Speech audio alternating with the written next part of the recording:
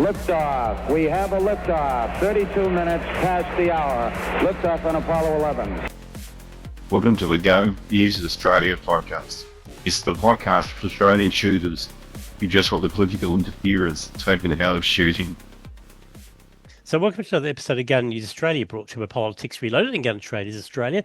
Thank you again to the members of Politics Reloaded and our supporters through Patreon, because your support helps fund what we do.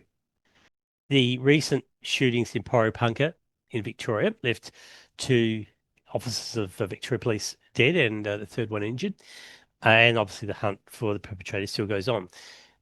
I think from a political point of view, I'm interested to understand what, if anything, this means for gun laws in Victoria.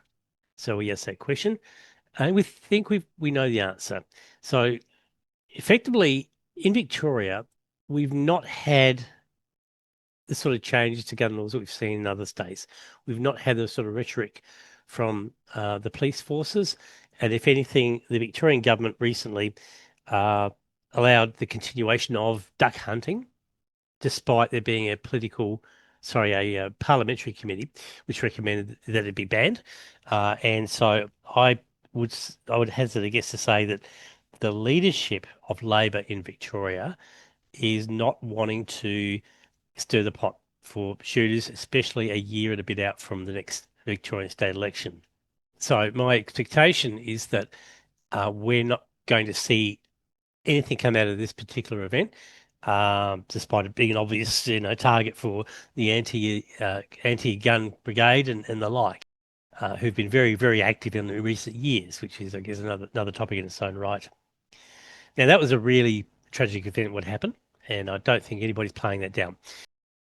But looking at it from a political point of view, one thing which I did notice is the behaviour of the offender, the alleged offender, Desi Freeman, in his characterisation of Victoria Police. Now, he called them Gestapo, terrorist thugs, frigging Nazis, and corrupt filth. So four labels for Victoria Police. Now, there is a guy in Victoria, another guy in Victoria, who I'm not making any allegations about him holding himself up in a caravan in the Ovens Valley, sort of region or anything else, or doing anything improper or illegal or inappropriate. Not making any allegation about that. But the guy is Peter Zabradak. And he is somebody who is commonly known in Victoria as the Fluoro Wiggle, because that's how he dresses, as you can see there. And anyway, Zabradak, I would say, has got a lot more to answer for in his narrative around Victoria Police than Freeman does. And I'm highlighting this because we do have people in our ranks who I would regard as being of the sort of character that we don't need. So Freeman is not the only one.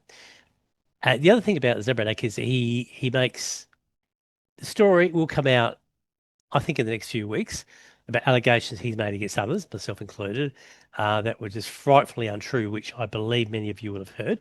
But I am taking my time to actually make sure that this message comes through. So basically, what you've got here is Zabradak basically saying that Australia's largest organised crime gang is Victoria Police. That's what he says. That's a post that he put on Facebook a while ago. It's not the only one. There's also this is a beauty. This one is, I guess, a multiple head attack on the Victoria Police, where he has said VicPol is rotten to the core, that they are full of liars, manipulators, thugs, people with abusive personality disorders, and are simply criminals in uniform that aren't to be trusted. Okay? So, strike 2 for Zabradak. Let's move on to strike 3. So, we've now got one where he is actually, if I can pull this up, he has described them as Victoria Police as being filthy, corrupt mates of Daniel Andrews, former Premier. Filthy corrupt Mates, that sounds very, very, very much like what Freeman said. Now, I'm not saying I'm a fan of Andrews at all. He was probably our worst premier that we've had for a very long time. He was horrible. He did a lot of damage to the state, but you don't treat people like that. I'm sorry, you don't say those things.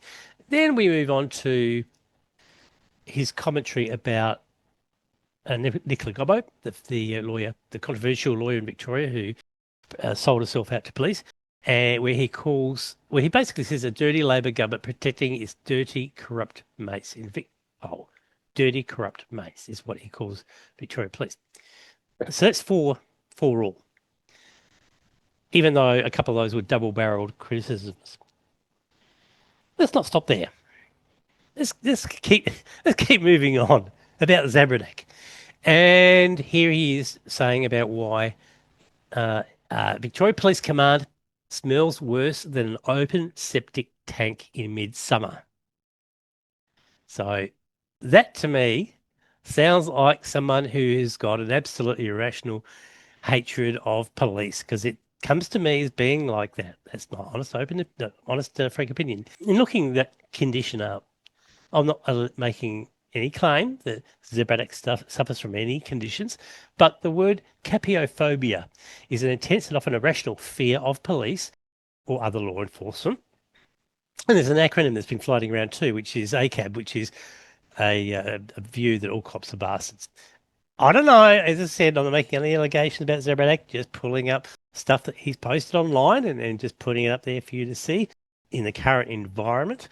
So if you want to know if there's more than one problem child in Victoria, then I would suggest that there is.